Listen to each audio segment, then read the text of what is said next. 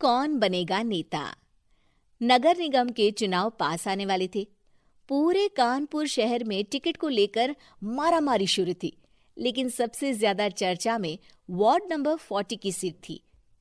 वो इसलिए क्योंकि इस बार वहां की सीट महिला के लिए आरक्षित थी। अब सवाल ये था कि चुनाव लड़ेगा कौन। इससे पहले ठाकुर साहब वहां से पार्षद थे और इस बार उन्होंने अपनी पत्नी सीमा ठाकुर को टिकट दिलवाई और ठाकुर साहब की शान के कारण सीमा जी ने 20,000 वोटों से चुनाव जीत लिया। अरे बधाई हो सीमा भाभी, अब तो आप वार्ड की पार्षद बन गई हैं। अब तो हमारे काम आप ही करवाएंगी। अरे ये तो सिर्फ नाम की पार्षद बनी है, वो तो महिला सीट आ गई, वरना पार्षद तो मुझे ही बनना था। अब भले ही चेहरा इसका होगा, लेकिन पावर तो मेरी ही होगी। अरे वाह भाई साहब, क्या दिमाग लगाया है आपने भी। आइए आप लोग, खाना लगा दिया है सबके लिए। सीमा जी पार्षद बन चुकी थी, फिर भी उनकी एक ना चलती। सारे काम ठाकुर साहब खुद ही संभाल लेते और जहां जरूरत पड़ती वहां सीमा जी का अंगूठा लगवा लेते। सीमा जी ज्यादा पढ़ी लिखी भी नहीं थी। एक दिन ठाकुर साहब और सीमा एक प्रोग्राम में जाते हैं। अरे ठाकुर साहब, आप आ गए। ओहो, पार्षद मैडम भी आ गई हैं। स्वागत है आप दोनों का। लगता है हमारे पार्षद फंड का सही इस्तेमाल हो रहा है। चलिए अब उद्घाटन करते हैं। ये लीजिए ठाकुर साहब कैची, आप ही सबसे पहले प्रवेश कीजिए। सब लोग आगे निकल जाते हैं और सीमा जी पार्षद होने के बावजूद भी पीछे खड़ी रह जाती हैं। वो देखती हैं कि वेलकम बोर्ड पर उनका नाम है, लेकिन महिला होने के कारण कोई उनका सम्मान नहीं कर रहा। अगले दिन एक आदमी उनके घर आता है। अरे ठाकुर साहब नमस्कार।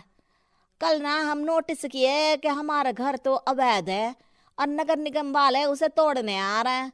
अरे कुछ कीजिए ना ठाकुर साहब।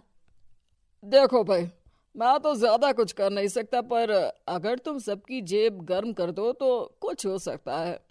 कुल मिलाकर 4 लाख लगेंगे। अरे 4 लाख ठाकुर साहब? अरे भाई, मैं अपने लिए नहीं मांग रहा हूँ। दरोगा है, इंजीनियर बाबू है, बड़े साहब है, सबको देना पड़ता है ना थोड़ा थोड़ा।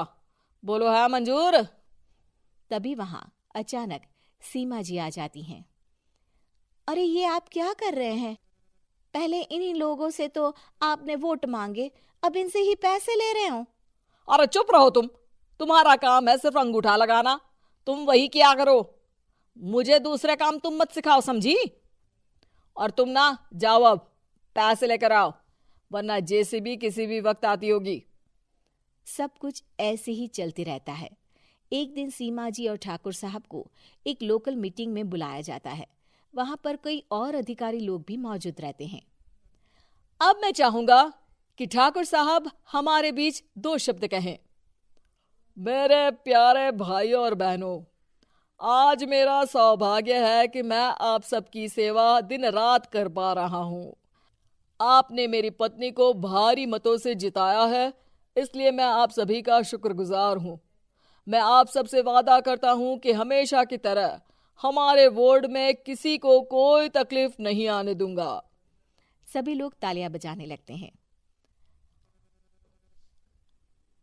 अब मैं माननीय पार्षद मैडम को स्टेज पे बुलाना चाहूंगा।